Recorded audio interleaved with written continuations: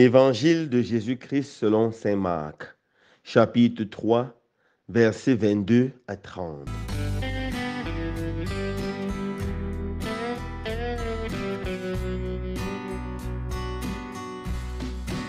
En ce temps-là, les scribes qui étaient descendus de Jérusalem disaient: Ce Jésus est possédé par Belzéboul. C'est par le chef des démons qu'il expulse les démons. Les appelant près de lui, Jésus leur dit en parabole: Comment Satan peut-il expulser Satan?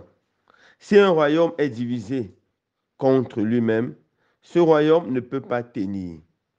Si les gens d'une même maison se divisent entre eux, ces gens ne pourront pas tenir.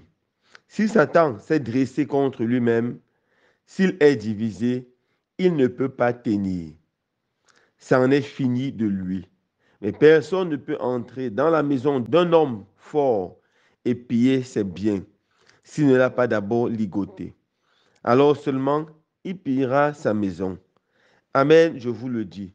Tout sera pardonné aux enfants des hommes, leurs péchés et les blasphèmes qu'ils auront proférés. Mais si quelqu'un blasphème contre l'Esprit Saint, il n'aura jamais le pardon. Il est coupable d'un péché pour toujours. Jésus parla ainsi parce qu'ils avaient dit: Il est possédé par un esprit impur. Acclamons la parole de Dieu.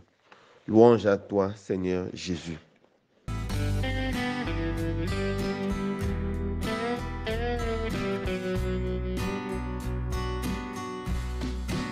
Frères et sœurs bien-aimés, dans l'évangile de ce jour, nous voyons les pharisiens qui accusent Jésus. Ils accusent Jésus d'être possédé par Belzéboul, le prince des démons, et c'est justement à cause de cela qu'il est capable de chasser les démons. Cette accusation des pharisiens est en fait cachée.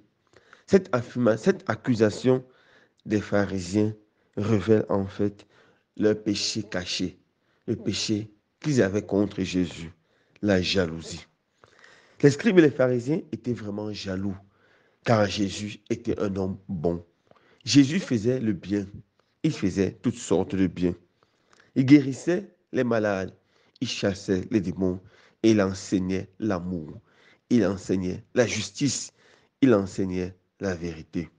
Et à cause de son enseignement, des foules suivaient Jésus. Des gens venaient par milliers et par milliers à la suite de Jésus. Et cela rendait les scribes et les pharisiens impopulaires. À cause de cela, ils étaient jaloux contre Jésus.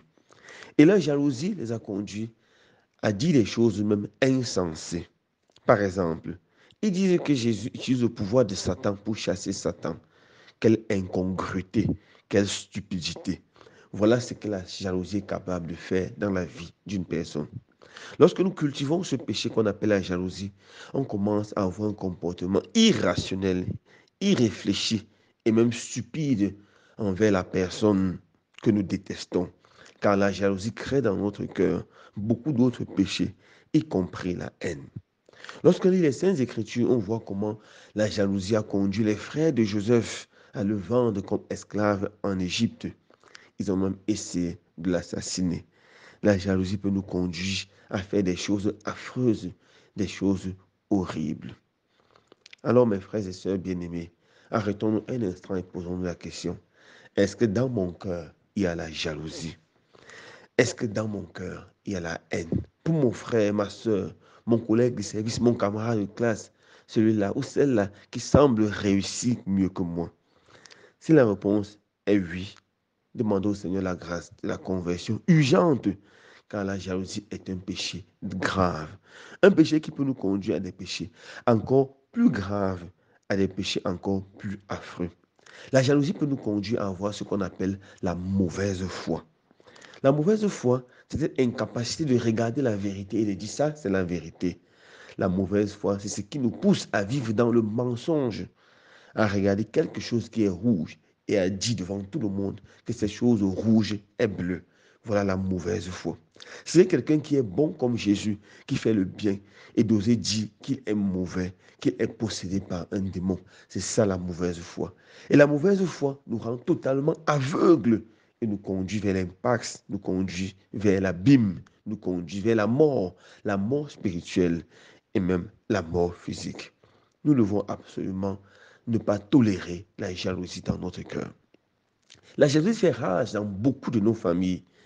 Beaucoup de familles ne peuvent pas être unies à cause de la jalousie. Beaucoup de frères et de sœurs se détestent grandement et enseignent à leurs enfants à se détester à cause de la jalousie.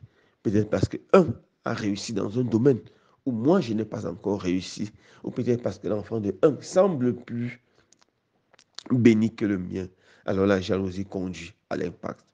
À la fin de l'évangile, Jésus dit quelque chose de fort. Il nous dit,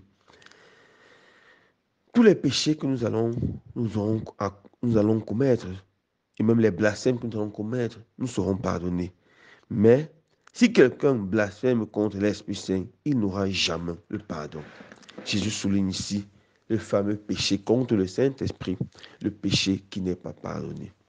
Concrètement, c'est quoi le péché contre l'Esprit Saint? Le péché contre l'Esprit Saint, c'est justement le péché des pharisiens. C'est leur mauvaise foi.